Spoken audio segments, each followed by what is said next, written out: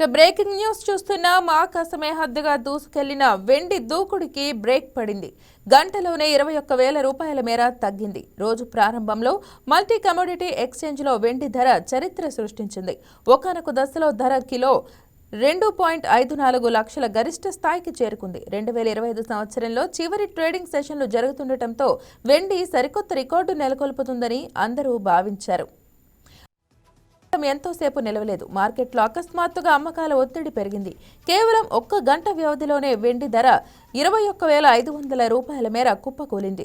ఉదయం 2,54,174 రూపాయలు పలికిన ధర ఆ తర్వాత వేగంగా కిందకు దిగివచ్చి 2,32,663 కనిష్ట స్థాయికి పడిపోయింది.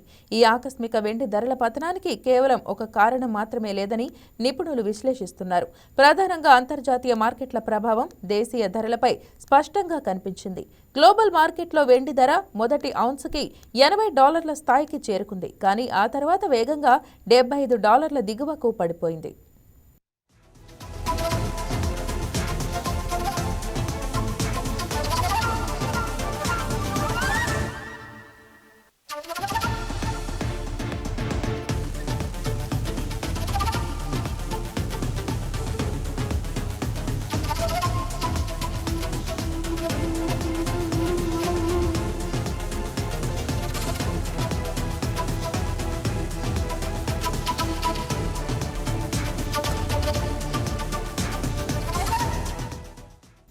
దీనికి తోడు భౌగోళిక రాజకీయ ఉద్రిక్తతలు తగ్గుముఖం పట్టే సంకేతాలు వెలువడటం కూడా మార్కెట్ను ప్రభావితం చేసింది.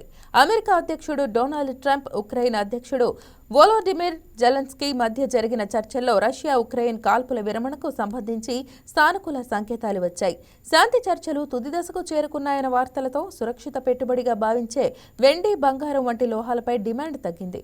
ఇది ధరల పతనానికి ఆజ్యం పోసింది.